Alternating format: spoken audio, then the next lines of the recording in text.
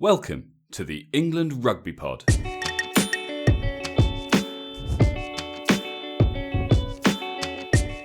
Thanks for downloading episode 108. As Eddie prepares to release his squad for the opening match against Ireland, we make our pod squad predictions. You're listening to the England Rugby Pod, the rugby podcast that believes England will win the World Cup in 2019. Hey guys, welcome back. Big week. This weekend sees the start of the Six Nations, the 2019 Six Nations lead up to the World Cup. And of course, to discuss all of it, I'm joined by Dan. Hi, mate. Hello, mate. I'm very rugbyed up this morning. I'm sitting here with a cup of tea in my Six Nations rugby ball shaped mug with all or nothing about the All Blacks paused in the background. Paused, good. Yeah, paused. I thought I probably should watch it whilst we're doing the pod. Excellent. Well, it's a massive week. I think quite a defining week because actually this is a game that, on the one hand, it's probably the one game that England can lose without anyone throwing the toys out the pram. But at the same time, it's a game that if they do win, really sets the tone for the rest of the Six Nations, but also the World Cup. So I agree with that to a large extent. I don't think we will lose, but I think we need to put in perspective. If we do lose, I don't think it's the end of the world. Yeah. Is there an echo in here? Hello. Hello. Yeah. Sorry, I just articulated it a lot better. I also, this is the one match we can afford to lose if we realistically want to say we've got a good chance of winning the World Cup. If we lost here and we lost Wales or somewhere else, I think we're struggling to claim to be a favourite for a World Cup. Oh, 100%. But I think, look, stats don't lie. England have won only one out of their last 7 Six Nations matches in Dublin. Wow. They last scored a try there in 2011. Seriously? Yeah. So, the odds are against them. It is a fortress. Ireland, we know, defensively are a bit special. Why? Just sorry to interrupt. Why are you giving the stats for Dublin when the match is at Twickenham? Very good. Well, I mean, if it wasn't at Twickenham, Dan. Okay. We promise this one will fizzle out once this game is out of the way. You guys brought this on yourselves. You should have known if you've listened to the pod. What a dickhead I am by now. Don't encourage me. They've got a very uphill battle ahead of them, but it's a great opportunity to showcase, result aside almost. And obviously we already know England win because I've already told you that. But result aside, it's a great opportunity for England to really put down a benchmark. For any doubters, I mean, I know that the autumn did a pretty good job of that, but for anyone out there that's sort of written them off, and as a Northern Hemisphere, we have a habit of writing off anyone that isn't the top team. Ironically, Wales are also ahead of us in the world rankings, though we've talked about it before. I don't feel like they're as much of a threat. And interestingly, the top 4 nations in the world right now, bar New Zealand, are England, Wales and Ireland. So we make up 2, 3 and 4 in the world rankings. Yes. Don't remember the last time that was the case, if ever. I have no idea. So, it's obviously the key thing today is going to be us telling Eddie what the team should be and then seeing if he follows our lead tomorrow when the team gets announced. We obviously won't bring you an episode tomorrow when the team's announced because that will form the basis of our kind of intro to the live-ish pod episode that you all keep saying you enjoy, bar that one review we got. Wow. Yeah. Just speaking of reviews, we haven't had any new iTunes reviews, but we have had an email from friend of the pod, Joe Reed. I've heard from him a few times, but he's taken the time to contact us so we can take the time to share his thoughts with our listeners. He says, "Evening, lads. Yet another great pod. I've been meaning to say since the first episode back, that it's great to hear from you again. Always brightens my day to see that you've got another pod out. Keep up the excellent work. 1 a week rate sounds awesome. Amazing quiz too, proper quality. Can I just point out that amazing quiz he's referring to was the quiz from last week that you all said was rubbish. That's when the email came in. That's what we're taking from it. But he'll be pleased to hear there is another quiz coming up. But we are reverting back to the quizmaster, Mr. Wood. So we'll see what he's got in store for us a little bit later on. Anyway, Joe didn't stop there, Dan. Joe didn't stop there. Sorry. He has plenty more to say. He goes on to say, on the Slade poll that we ran, he said, I can't speak for anyone else, but I'll admit that when rating Slade as the permanent 13 for England, a fit JJ was certainly not on my radar, which was an interesting point, because obviously I think a lot of people were simply saying yes, without really thinking about what the alternatives are. Which I think will lead nicely into the idea that we mentioned last week that we're going to launch this week to do the pod squad, and we'll talk more about that later on. He says on Hartley's return, Eddie Jones has indeed said that he will definitely be included again once fit, which I think we can all agree is for the best. On the captaincy, he says, I know I've said this before, but I like Owen Farrell as captain, and I also really like the co-captaincy. He says James Haskell said some very interesting things about this last week. Along with Mike Tyndall. He said, your idea of a balance between Launchbury and Farrell ties in interestingly with that. I haven't been able to find it, but I'd like to. Hello?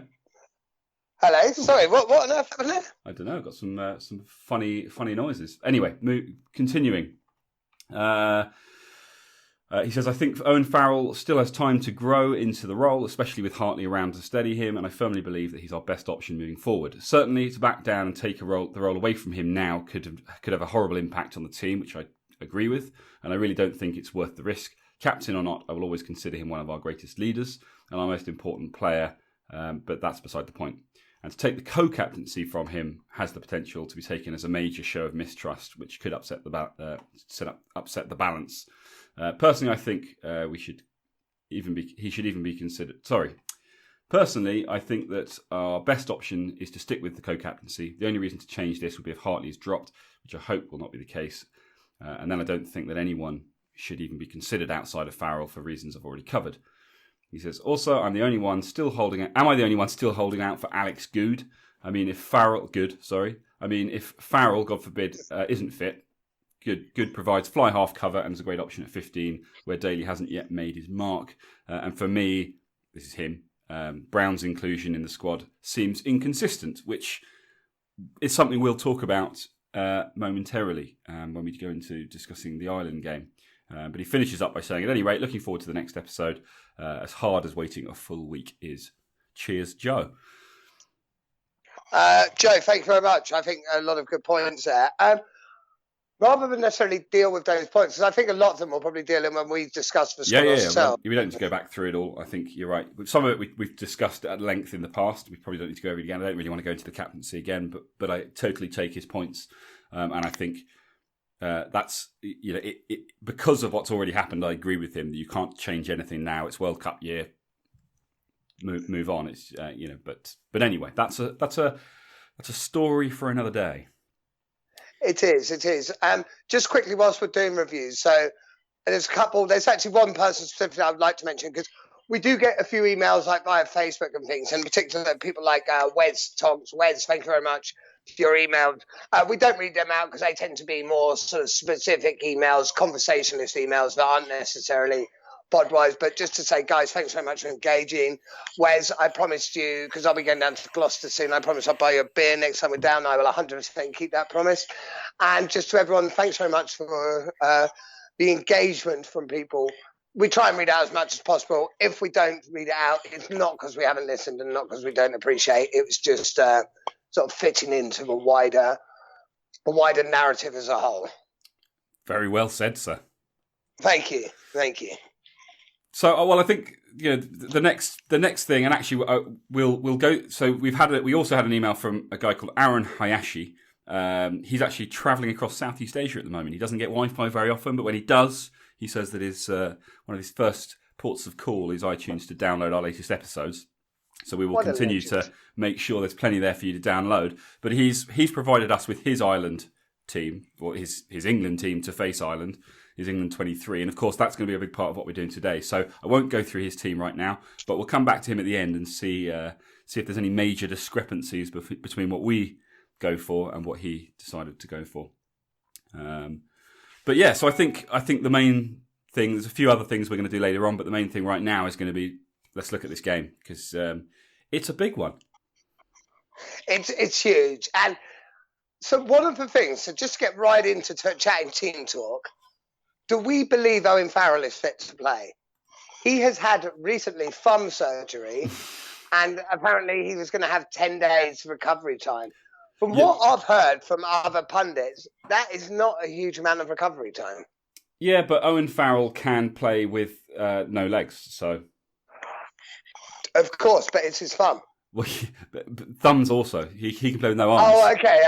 I mean, if you listen to everyone else, he always does play with no arms. So yeah, certainly if you listen to some of the hemisphere commentary, or Welsh, of course. Goes without saying. Is he fit to play? I mean, they're not saying he's not at the moment, so we have to assume that he is. We've Eddie Jones, we know, we've talked about it before, he's a bit of a game player. It wouldn't surprise me at all if he's released things to the media to make it sound like Owen Farrell is in all sorts of trouble and may not be fit for the game. And Owen Farrell's sitting there going, I'm absolutely fine, what are you talking about? He's like, shh, it's okay, don't worry, I've got a plan. And then on the day of the game, it's like, yeah, he's absolutely fine. Yeah, exactly. It wasn't actually thumb surgery, it was just a manicure or something. Exactly, yeah. Thumb surgery / you got getting his nails done. So we shall wait with bated breath. I mean, if he's not fit, I guess George Ford at 10. I mean, this is where you kind of want Cipriani options, isn't it? Because you want someone who can do something a bit different. But do you call someone up? No, I don't think. Well, interesting, because obviously Ben Teo in the last 24, 48 hours, whatever it is, has been ruled out as well. So that, to me, opens up the options to Ford-Farrell starting 10-12 combination. Now, if Farrell's also injured, that could become interesting, because what do you do? Do you then have... Well, no, because I think, don't forget, you've got Manu, so... I do, but it's Manu. So Manu, I think, starts regardless for me. But does he start at 12? Does he start at 13? Yeah. I feel like the big ball carrier splitting the line is better. I preferred having that option so that Farrell at 10 can go.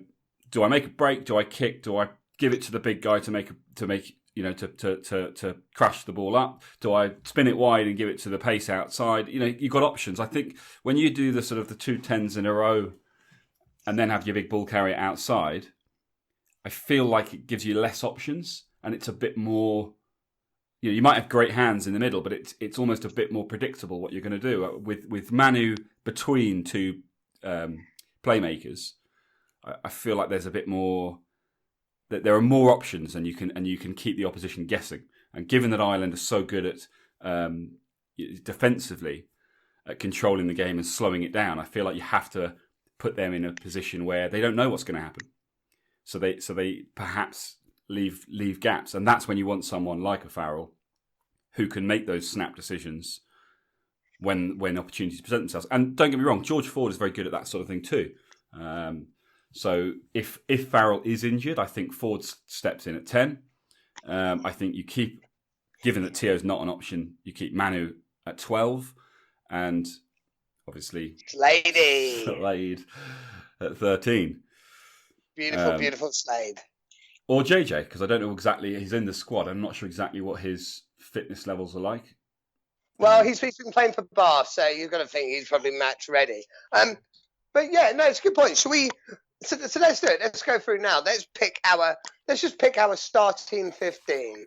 Well, before we start, is there anyone else out? There are a couple of other injuries, aren't there? Cockney-Seeger's out as well. I mean, and Brad Shields. Right, so Cockney-Seeger, that's a shame, but in some ways it just makes decision making easier without having one less winger to choose from. And Brad Shields, so that's an interesting one, because for me that sort of slots in with what I'd like to see.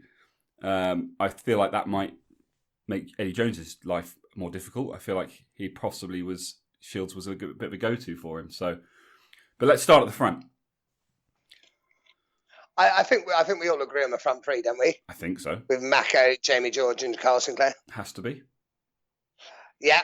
So I think we go down. I think front five we probably all agree with. Toje Launchery. Has to be. So this is our first decision making. Obviously, Billy at the back. Yeah. And then we're looking. So your options, I guess, Tom Curry at 7. I've got Tom Curry starting at 7. Is probably the where you've got to go, but you've now got options at 6. Shields is out of the equation.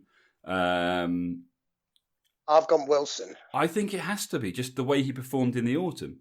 I agree. I mean, what are the alternatives? Because there are a few injuries, actually. Actually, there probably aren't really that many alternatives. It probably writes itself. Because you've got injuries, haven't you? So there's no Sam Simmons. There's no... There's no Rob Shaw. There's no Shields. But the likes of Haskell haven't made the squad. We're missing one big name, and it's on the tip of my tongue. Well, Nathan Hughes is in the squad, isn't he? No. Oh, my God. What is wrong with me? Who's the other Zach Mercer? No. The other one. Scored against New Zealand, but wasn't counted. Sam Underhill. But Sam Underhill, I consider an out-and-out 7. Yeah, actually, you're probably right.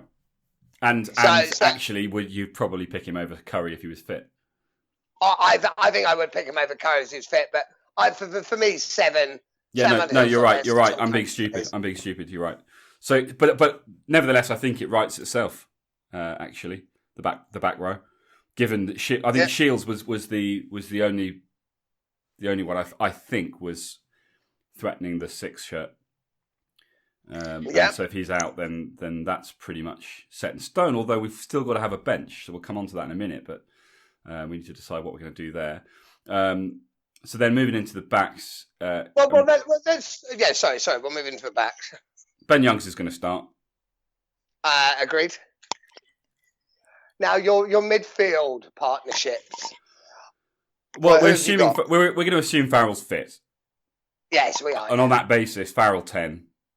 I think he's proven that that's the best place for him in the autumn, which probably is in complete conflict with what we were saying a year ago. But it is what it is. So Farrell at 10. I would then go Manu 12, and I guess too. Slade at 13. Same. Because I think with what's available, and that's because I haven't seen JJ. I haven't seen him play for Bath recently, and I haven't obviously seen him in England shirt for a long time. But I can picture him there as well if he's back in the kind of form he was in previously. But I think that's how I'd quite like to see the midfield line up, because I think that then gives you, as I mentioned before, it gives you those options. The outsides, obviously Johnny May is one of your wingers, and now you've got to decide between Jack Noel, workhorse, Chris Ashton, and I would say Daly, because I think, given this is Ireland, and you mentioned it last week, at fullback, you've got to be thinking, options under the high ball, haven't you? Yeah, so that's a good point. So I might start with Brown at fullback. Well, this is what I'm wondering: is Mike? You don't want Mike Brown on the wing. He's not a winger. I don't want Eddie Jones to go. Joe Cokanasiga is my first choice. He's not fit. I'm going to put Mike Brown on the wing as extra cover for the aerial ball. I think if you're going to put Mike Brown in specifically for that reason, put him at fullback. Put Daly on the wing if you need him on the pitch. He if anything, I would say he's had his best games for England on the wing. Yeah. Have Jack Noel on the bench as a sort of workhorse cover. Yeah. And I think that So the back. It does mean though you're leaving out Ashton. Well, so sorry. Who was your other? So as a back, I've got Youngs, Farrell, Tuilagi, Slade in the centres. Wings, I've got Daly and Johnny May. Mike Brown at full back. The back substitutes, you've got to have Dan Robson at scrummy, Jack Noel. Yeah, who's your other? And then do you have JJ? No, because you've got to have Ford. Or do you have Ashton? You've got to have Ford. Oh, you've got to. Ford. Yes, of course. So you've got room for Noel, JJ, or Ashton, and I think Noel offers the most flexibility. Yeah, agreed. So I think that's what your backs bench looks like, and then obviously forwards bench. I mean, the front row is pretty standard. Obviously, in the absence of El Capitano, you're going to go with Cowan Dickey. So that's those two, and then the props will be Moon and Williams. Yep. Second row. Or have you got Genge? Oh yeah, maybe. We probably should say that, especially after last week. And how about Dan Cole? Oh shit! I completely forgot about Dan Cole. I mean, no. But his involvement would suggest that there's a reason. You know, he hasn't been involved for quite a long time. So the fact that he's been brought back in again would suggest that he's been looked at seriously. So yeah, that's a bit of a curveball I wasn't thinking about. Well, let's not. We don't need to commit to that yet because I'm not convinced that Dan Cole's a finisher, although the front row's a bit different. No, I'm not. We don't have to define that one yet because move on then. The start of our next show will be about what the actual team is. Yeah, second row cover Courtney Laws. Yep. And then the back. So that leaves us with what one space. Yeah, which is probably Nathan Hughes. It's going to be Nathan Hughes, isn't it? Especially given that you've got Laws who can cover back row, Itoje can cover back row on the flanks. So you'd want your replacement to be able to play number 8, even though you have got that already. I don't know. Yeah. No, I think he will. Purely because it's what he tends to do. It wouldn't necessarily be my first choice, but with the injury list as it is, I think it's probably right. I think we've done a pretty good job. I'd be surprised if there was any major differences to that. Oh, I agree. It'll be interesting. I think we've picked a pretty solid team there. And I don't think we'll be far off what the actual team looks like. No. I mean, should we have a quick look and see how it compares to Aaron Hayashi's team before we move on? Yeah, let's have a look. See where there's any differences. So he's gone Vunipola George Sinclair. Yeah. Itoje Launchbury. Yeah, same. Curry Vunipola Shields. He didn't know about the injury. Well, he didn't know about it. So that's basically the same, shall we say? Yeah, I think so. He's then gone Youngs, Farrell. The wings, He's gone May and Kokonasiga. Didn't know about the injury. Yeah. He's gone Tio and Slade in the middle. Didn't know about the injury, but he's gone big man at 12, Slade at 13. So I would say, again, Tio, Manu, like for like, because he has got Manu on the bench. That's close enough. He's gone Daly at fullback. So the major difference that is he's committing to Daly at fullback. And then he's saying he has got Brown on the bench, though. So he's gone Cowan, Dickey, Williams. Brown has to be in the 23, I think. He's gone Cowan, Dickey, Williams, Moon, Laws, Wilson, Robson, Tuanagi, Ashton, Noel, Brown.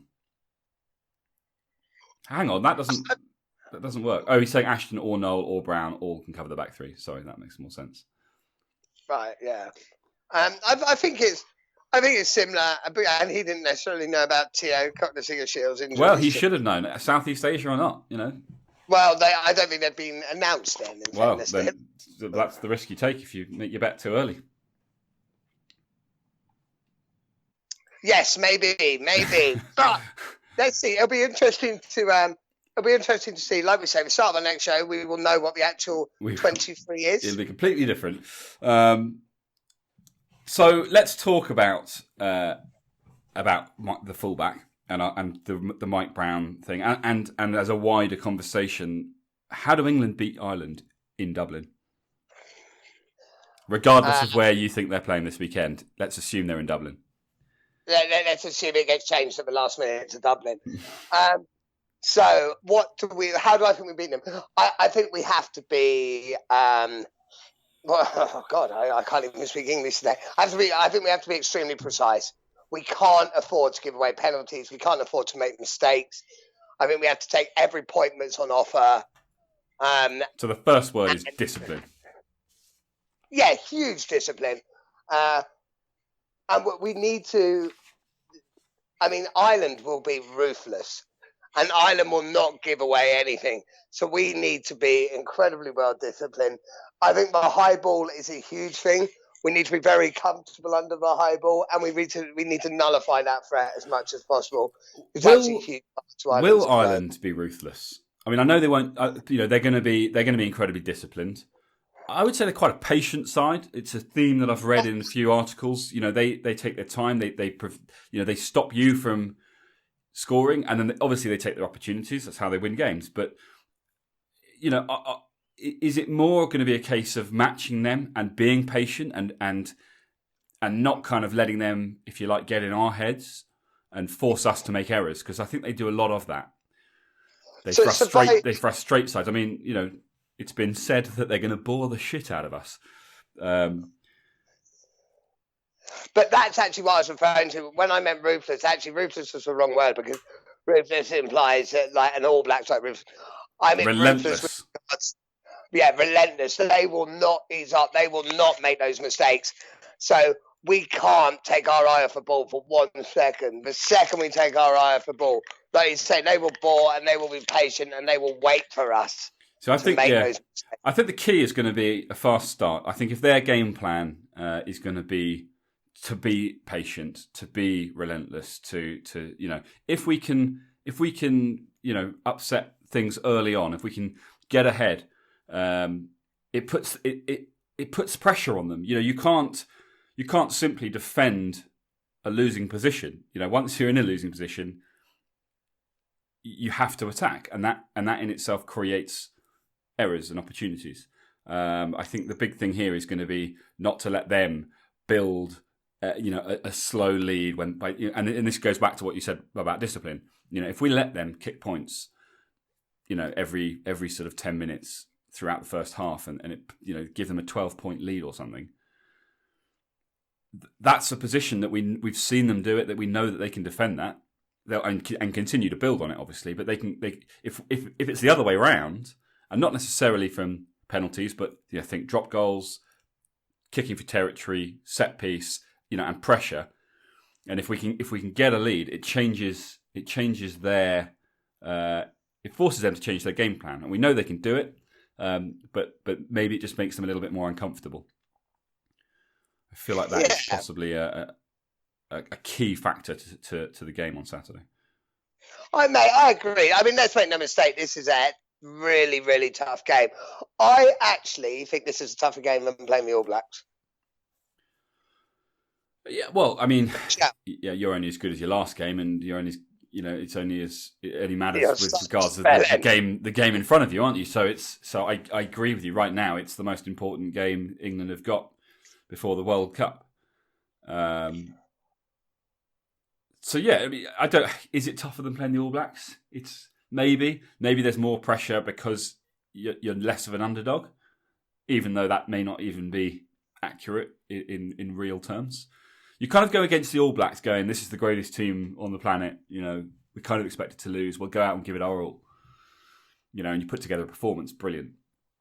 I feel like against Ireland, even though they're ranked where they are, and you almost are expected to still win because we're England. We should be able to do the Grand Slam, and we should be able to beat all the home nations. So I think that adds pressure and makes it a tougher game. Yeah, maybe. Yeah, it's a hell of a game either way. I can't wait for Saturday. I think if people say whatever people say about Ireland are going to bore, it could be a boring match. It will never be a boring match. I don't care if it's 0-0. It won't be a boring match. Watching England in the Six Nations is going to be great. It'll be a corker. Because of that kicking game, this is why we've gone with Brown at fullback, right? So yes, of course. It's all well because it's all well and good saying, oh well, we'll change it up for Ireland. This is the other thinking that, on this whole idea of bringing Mike Brown in at fullback. If you're having to take your fullback out because he's not very good at the high ball, and against Ireland you're saying they're too much of a kicking threat, should you be committing to someone as your like? Do you know what I mean? Like, how can you say Elliot Daly, he's my man, except when we're playing a team who are good at kicking?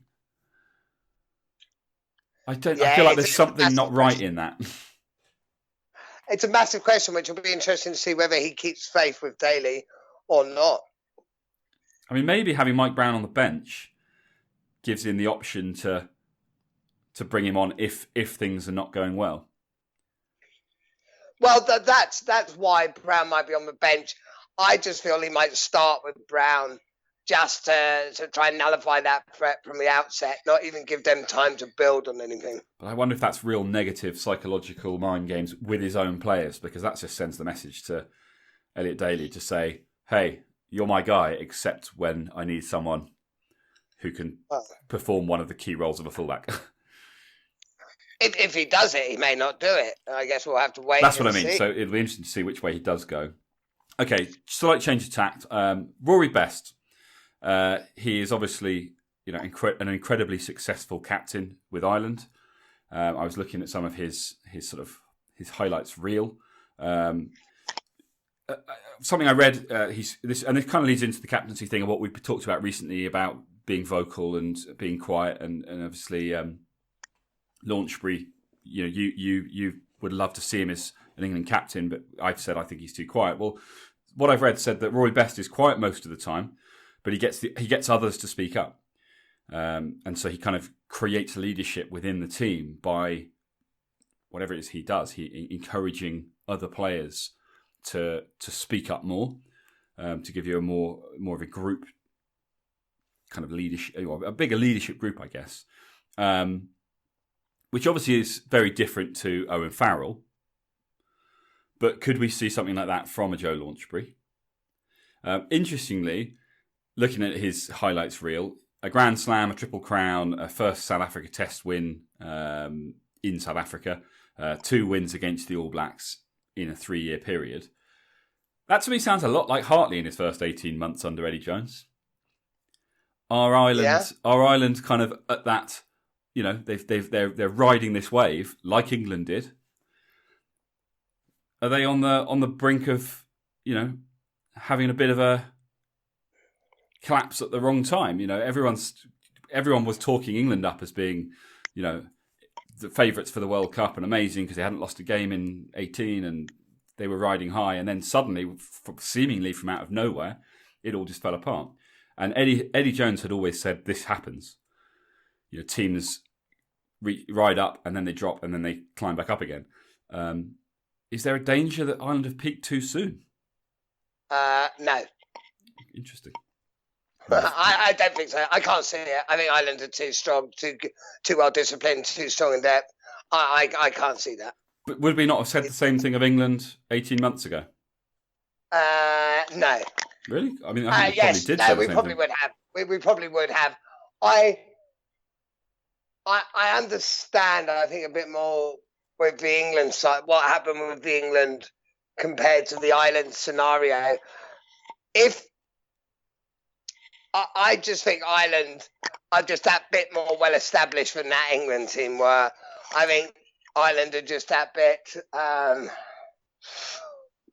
bit long in the tooth. They've got enough players who have got that experience to ensure that perhaps that doesn't happen, more so than I believe England did. I don't think Ireland are right now. I can't see Ireland faltering.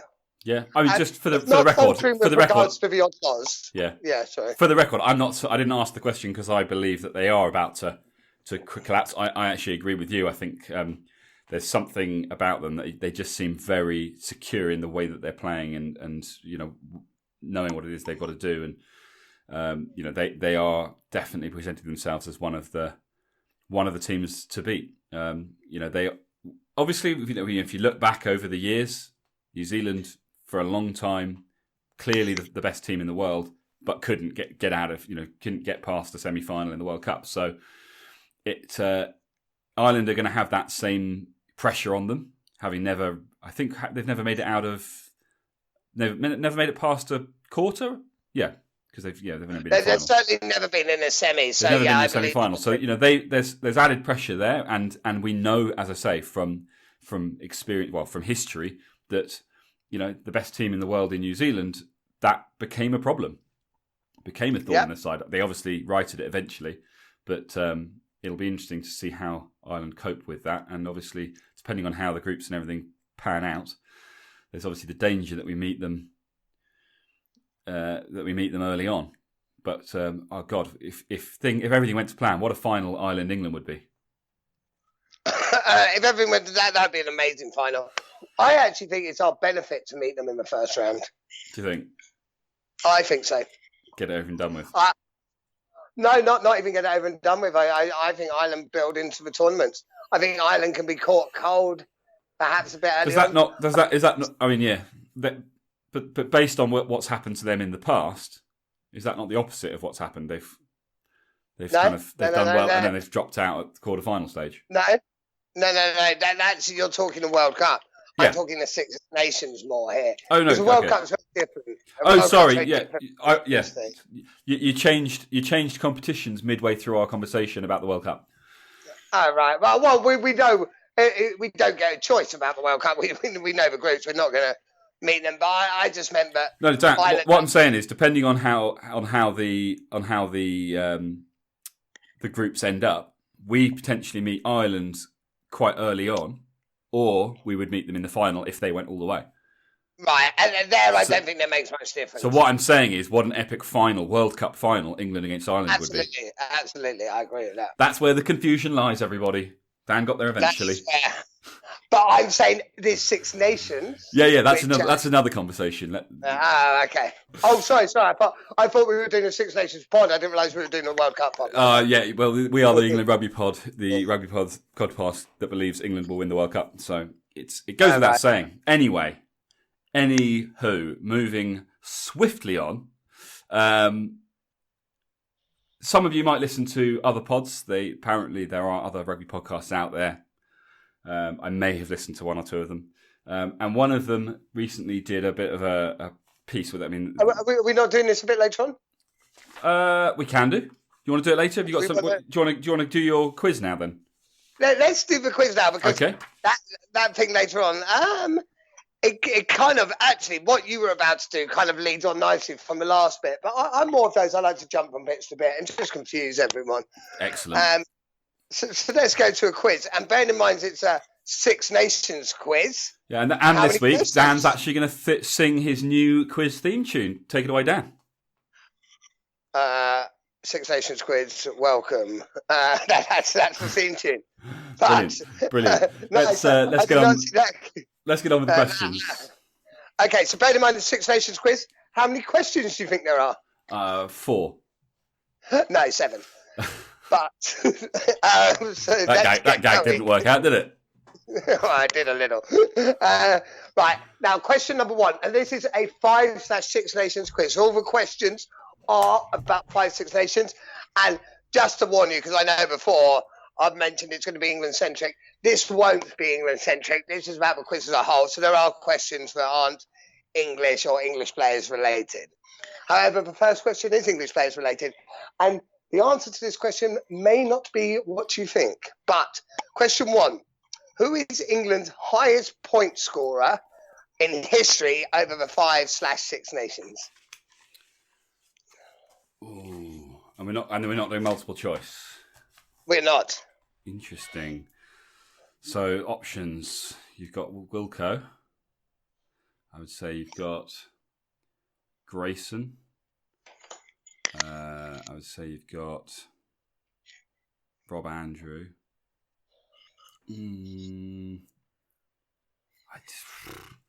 It's probably not, but I'm going to go Johnny Wilkinson. Johnny, okay. Question number 2. Who has scored the most tries in Six Nations history? 5/6 Nations history. Although I will give you a slight clue. This person played from 2000 to 2014, so it was Six Nations. But who has scored the most tries in Six Nations history? Across all teams. We're not talking England here. Across all teams, absolutely, across all teams. And he played from 2000 to 2014? Yes.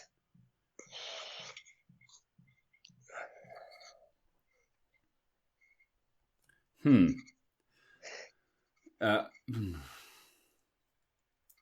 mean, this is one of those. This is probably a little bit like last week's quiz. Unless you know the answer, there's too many to guess from. It's not something you can Well, work out.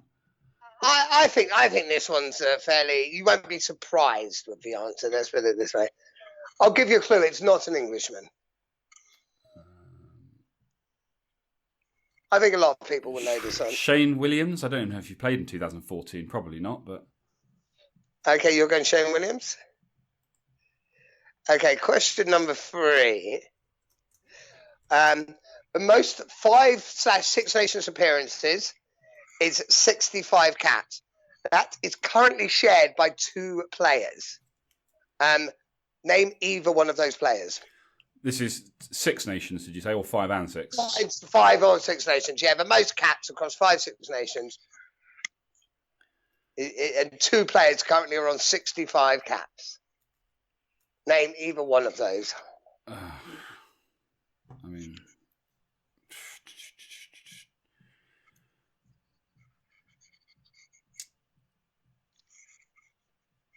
any clues? Neither one are English. Neither one are English. Okay. Sam Warburton. Okay. Wow, you're having a bad day at the office. Oh, mate, when you've got a quiz like this, it could be anybody. Yeah, well, it could be anybody. This is worse. This is worse than the 2003 quiz. No. This is nowhere near, because you're asking like legendary stories. I reckon a lot of listeners are currently on 3 out of 3. No chance. They're just going to know who's got 65 caps across 5 and 6 nations rugby. No. Yeah, but I'm saying but a lot of them will know who is the most capped 5 or 6 nations player ever. Mm. How many of these did you know before you looked at the answer? All of them. Lies. Right. Question number 4. Bear me a second. I'm about to sneeze, or am I? No, I'm not. Question number 4. In 2008, Wales made a record by conceding the fewest tries in a 5 or 6 nations season. How many tries did they concede? Was it A2, B3, or C4? 2008. It was a year they won a Grand Slam. Oh, I don't know, 3. Right. Okay. Since the tournament, question number 5. Since the tournament has become the 6 nations, which was in 2000, how many times have England won a Grand Slam? Since 2000? Yeah, since it turned into the 6 nations. So since 2000, how many times have England won a Grand Slam in that period? I want to say twice. 2003, and then with Eddie. Did they win one in between?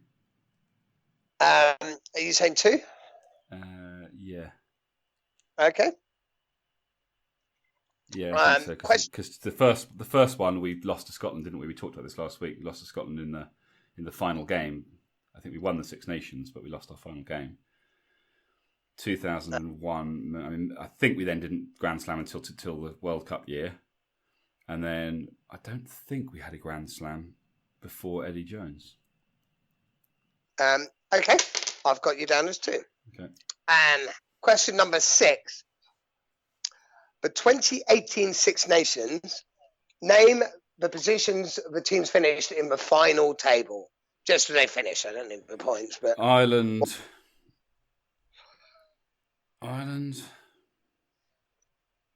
Come back to Scotland and Wales. Oh no, France as well. Then England 5th and Italy. I think France probably 4th. So Ireland, Wales, Scotland, France, England, Italy. Okay. And question 7 was put in case you've got 100% by now. It doesn't really matter. But this one, actually, I think most people out there will know the answer to this one. Guys, get in touch and let us know if you genuinely knew the answers to this or whether you got lucky. The most tries in any 5 or 6 nations match is 5, which took place in 1887. What was the name of the player? No idea. Yeah, no, I'm pissing that. It was, I'll tell you now, it was George Lindsay for Scotland, but that question was just to make sure you didn't get 100%, if I'm completely honest.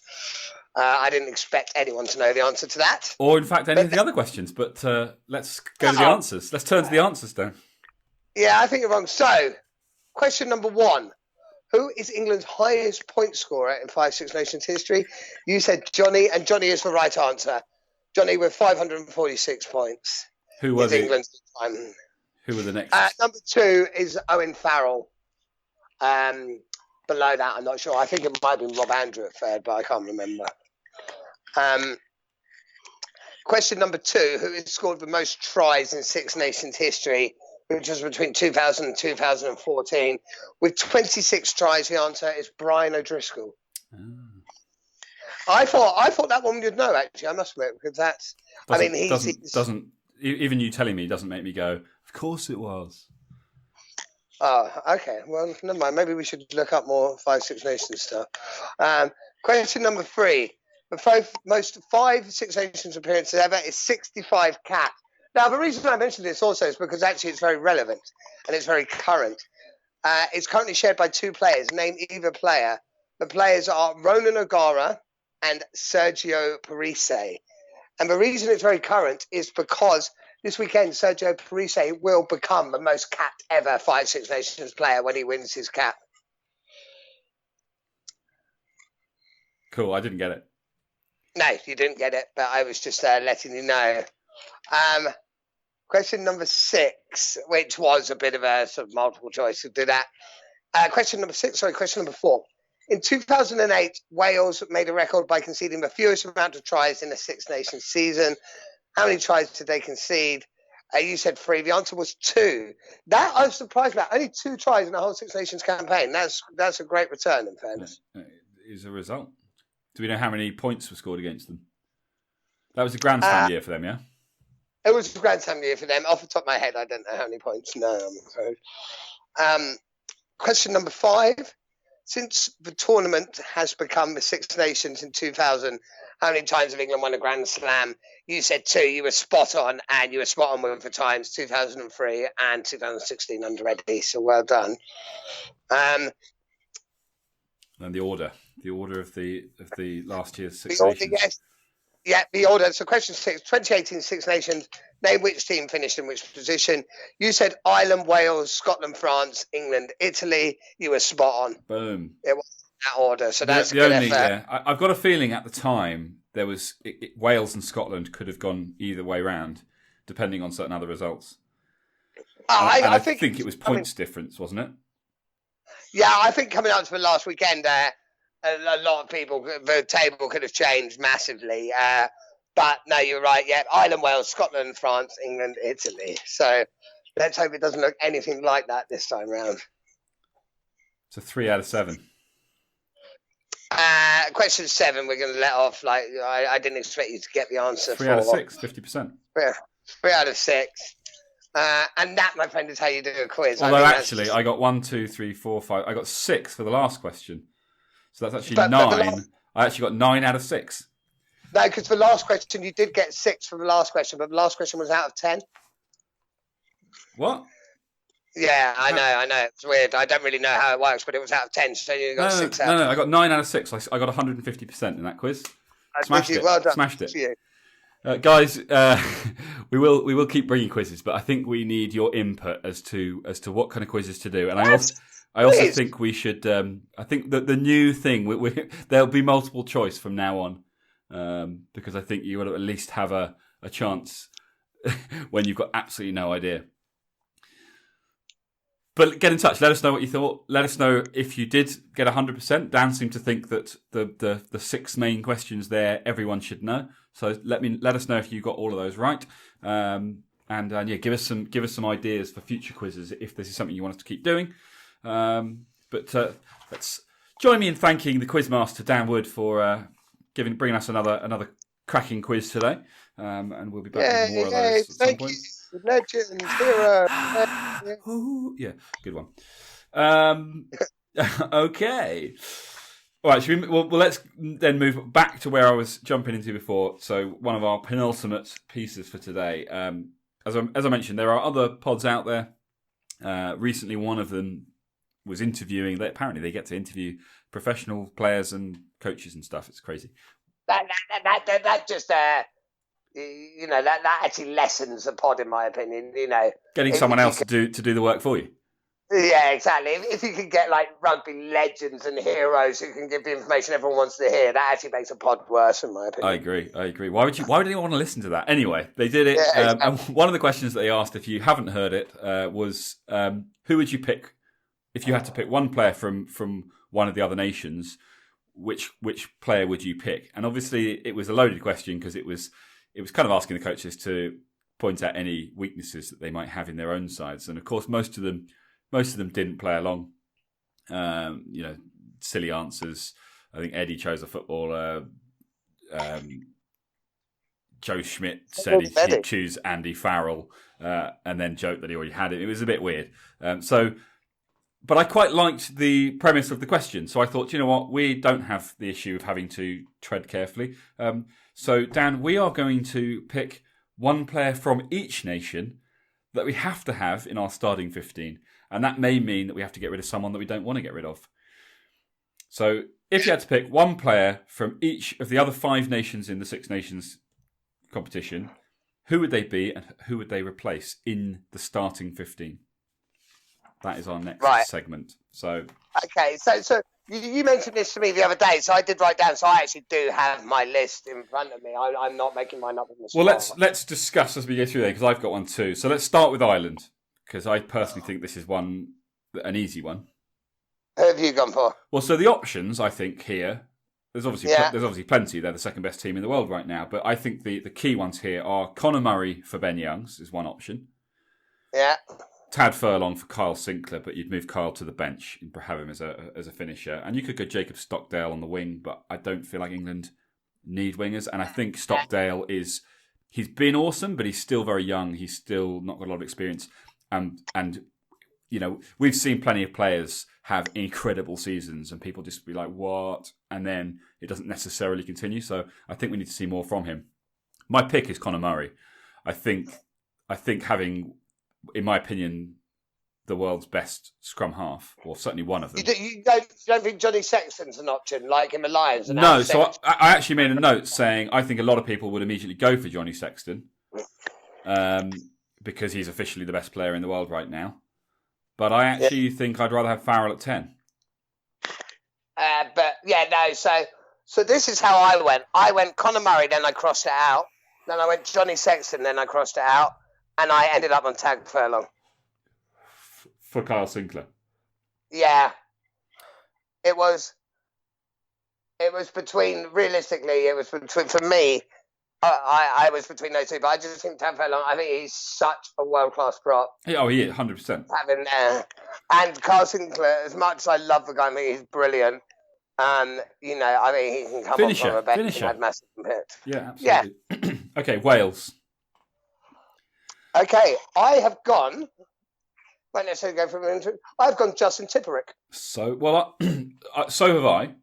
But my two options here. I did not expect that. Justin Tipperick for Tom Curry. Yeah. But my other option was Jonathan Davies for Henry Slade.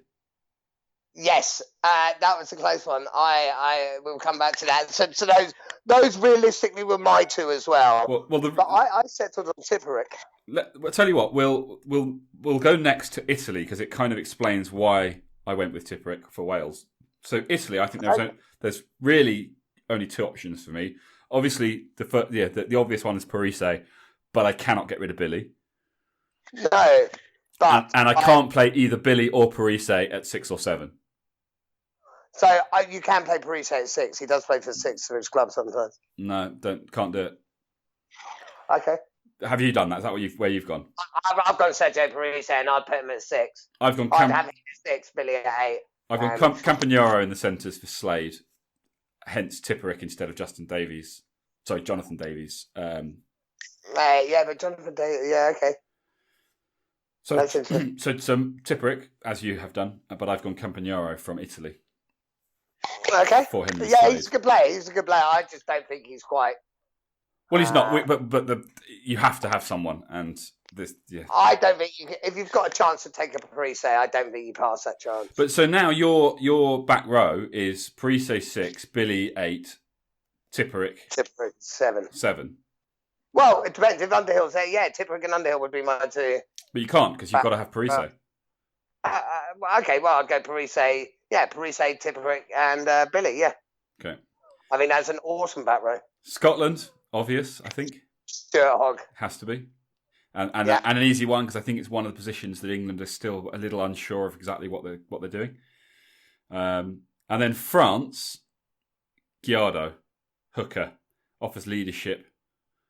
So the reason I didn't go for Jonathan Davies for Wales is I went Wesley Fofana or Fofana. I went for him. I had him as my 13. I think Wesley Fofana is absolute class. He's not necessarily been amazing recently because he's had some injuries and things, but that's who I picked for France. Wesley Fofana as a 13 instead of Slade. So Slade's pretty much been ruled out by at least one option from every nation. Only by you. Yeah, and you. Just Wesley Fofana. Just looking at France's options. But you're saying about Hooker, like, I don't think he's a better player than Hartley or George, which is why I wouldn't have picked him. Giardo? Yeah. Maybe. So that's why I love Teddy as well, but I just don't think he's good enough. And he's a winger, and it's looking at the options and going, do you want to replace Johnny Main? No. Do you want to replace the other winger, whoever it might be? I kind of think we've got so many options already. If you can, unless you absolutely have to, I feel like the wing is not the place to go. Guys, get it. Email us, tweet us at England Rugby Pod, or email us at englandrugbypod@gmail.com and let us know who your 5 picks would be from Ireland, Wales, Scotland, France, and Italy. 1 from each, and who they would replace in an England starting 15 if you had to. Because I'd be really interested. Because I think people will have a lot of. I think there'll be definitely some crossover. I think Scotland is probably a given for most. Well, you've got Finn Russell as well potentially. But again, you're looking at 10. Do you want to mess around with your 10? And if you're gonna bring in a 10 from a different nation, is it not obviously Johnny Sexton? Yeah, true. So, but anyway, it'll be really interesting to see what you guys think. And we can then talk about that either in the build up to the game or next week in our midweek episode.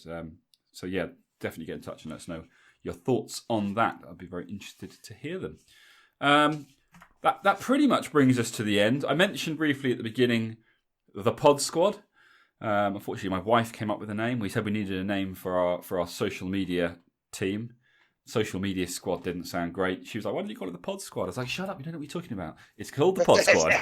Damn it! Really annoying. So yeah, the Pod Squad, I mentioned it last week. I should have put it out there and I didn't. But the first poll is going to go live today when we send out this episode. It's going to be on there for a week. We are looking for a loose head prop. It's probably going to be pretty obvious, but we're going to put it out there anyway. Get your votes in. And we will see over the course of the next 15 weeks. We might decide it's all going far too slowly and speed it up and start putting more out more often. Maybe we'll put a couple out a week. But the point is that over the course of the next few weeks, and it will give us stuff to talk about once the Six Nations finished, and before we. With props, sorry mate, just to jump in, but with props because it's obvious. Should we maybe do a poll like both props at once? Well, I can do 2 polls.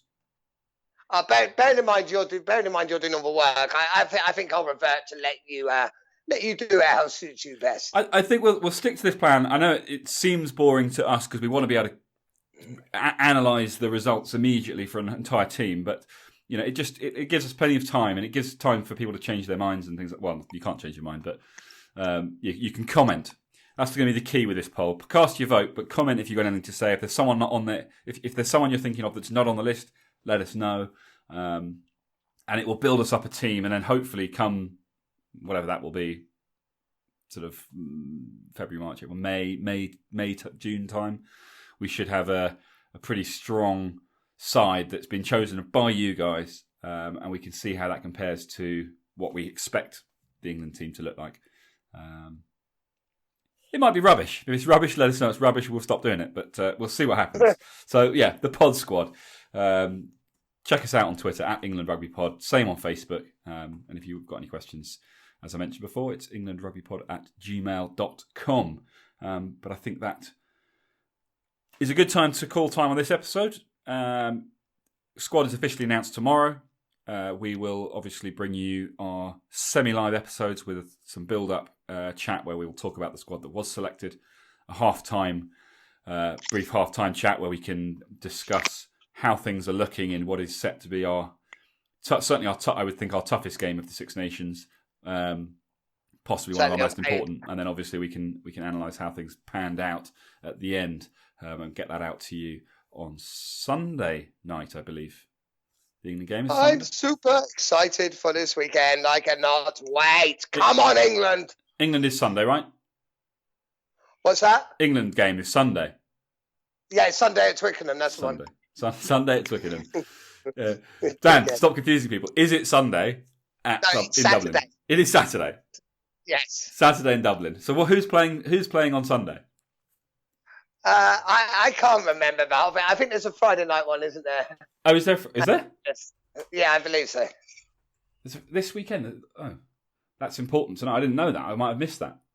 Six Nations. Let's just quickly check and let everybody know. I believe you had all this written down. You were going to tell everyone the other week, and then he said, I did, but then you told me to shut up because it's boring. It was then, but now it's important. You're right. So Friday's France Wales on Friday at 8 p.m. Yeah. So you catch that after work. Saturday is Scotland, Italy at 2:15, and also Saturday Ireland, England in Dublin at 4:45. So you got Scotland, Italy, followed by Ireland, England, having already found out what happened in France, Wales on Friday night. It's a big weekend for a bit of rugger bugger down it. I can't wait.